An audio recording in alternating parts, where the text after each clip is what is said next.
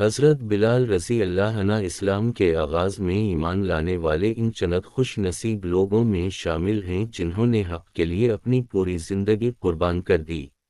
آپ کا شمار ان مسلمانوں میں ہوتا ہے جنہوں نے اسلام کے بدترین دور میں ایمان قبول کیا اور اس کی راہ میں وہ تکالیف برداشت کیں جن کا تصور بھی مشکل ہے۔ بلال رضی اللہ عنہ کا اصل نام بلال بن رباح تھا اور آپ حبشہ کی سرزمین سے تعلق رکھتے تھے۔ آپ مکہ مکرمہ میں ایک غلام کی حیثیت سے رہتے تھے۔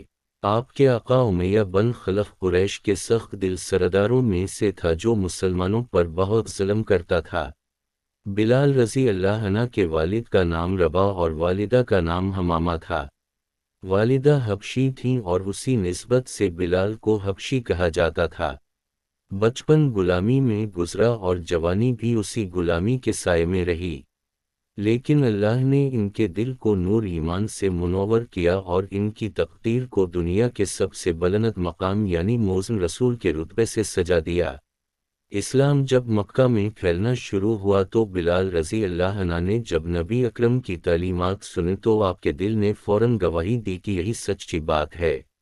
بلال نے چھپ کر اسلام قبول کیا، لیکن جب یہ بات ان کے آقا امیہ بن خلف کو معلوم ہوئی تو اس نے بدترین ظلم شروع کر دیے۔ وہ بلال کو تپتی ریت پر لٹا دیتا اور بڑے بڑے پتھر ان کے سینے پر رکھ دیتا، ان کو کوڑے مارتا، بھوکا پیاسا رکھتا اور حکم دیتا کہ بلال اپنے دین سے پھر جائیں اور لات و عزی کے سامنے سر جھکائیں۔ لیکن بلال رضی اللہ عنہ کا ایمان پہاڑ کی طرح مضبوط تھا۔ وہ ہر تکلیف میں صرف ایک ہی کلمہ دہراتے تھے، حد حد، یعنی اللہ ایک ہے۔ جتنی تکلیف بڑھتی جاتی تھی ان کا ایمان اتنا ہی مضبوط ہوتا جاتا تھا۔ ان کے جسم پر زخم بن گئے تھے لیکن ان کی زبان پر صرف اللہ کی توحید تھی۔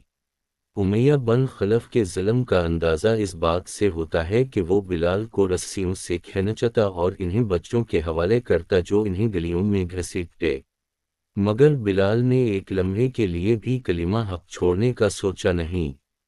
جب مسلمانوں نے یہ حالت دیکھی تو ان کا دل ٹوٹ جاتا۔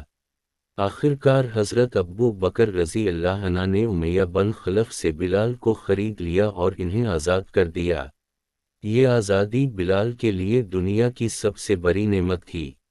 آزادی کے بعد بلال رضی اللہ عنہ رسول اللہ کے قریب ہو گئے۔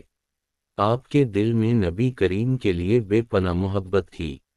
آپ ہر وقت ان کے ساتھ رہتے، ان کی خدمت کرتے اور ان کی حفاظت کے لیے ہر لمحہ تیار رہتے۔ بلال کی آواز بہت خوبصورت تھی۔ ان کی آواز میں ایک خاص جلال اور رقت تھی جسے سن کر دل پگھل جاتا تھا۔ ایک دن نبی کریم نے بلال کو اذان دینے کا حکم دیا۔ وہ دن اسلام کی تاریخ کا عظیم ترین دن تھا۔ جب بلال رضی اللہ عنہ نے پہلی بار مکہ کی گلیوں میں اذان دی تو وہ الفاظ ایمان کی طاقت بن کر گونجے۔ اسلام کی پہلی اذان مسجد نبوی میں دی گئی۔ مؤذن رسول کا یہ شرف قیامت تک ان کے نام کو روشن رکھے گا۔ جب وہ اللہ اکبر کہتے تو ان کی آواز میں ایسی قوت ہوتی کہ سننے والوں کے دل ہل جاتے تھے۔ جب وہ اشہد ان لا الہ الا اللہ کہتے تو ایمان کی لذات دل میں اترتی محسوس ہوتی۔ جب وہ اشہد ان محمد رسول اللہ کہتے تو صحابہ پر رقت طاری ہو جاتی۔ بلال نے اپنے ایمان کی قوت کے ساتھ اذان کو ایسا مقام دیا کہ یہ صرف نماز کی دعوت نہیں بلکہ ایمان کی صدا بن گئی۔ مدینہ میں بلال رضی اللہ عنہ کا مقام بہت بلند ہو گیا۔ نبی کریم کے ہر سفر اور ہر مہم میں وہ ساتھ رہتے، غزوت میں بھی شامل ہوتے اور بہادری سے لڑتے۔ بلال رضی اللہ عنہ نبی کریم سے بے حد محبت کرتے تھے۔ ان کی محبت اتنی گہری تھی کہ ان کے بغیر رہنے کا تصور بھی نہیں کر سکتے تھے۔ پھر وہ دن آیا جب رسول اللہ دنیا سے رخصت ہوئے۔ بلال رضی اللہ عنہ کے لیے یہ وقت قیامت سے کم نہ تھا۔ جب انہوں نے اذان دینے کی کوشش کی تو جب اشہد ان محمد رسول اللہ تک پہنچے تو ان کی آواز بھر آئی۔ وہ پھوٹ پھوٹ کر رونے لگے اور اذان مکمل نہ کر سکے۔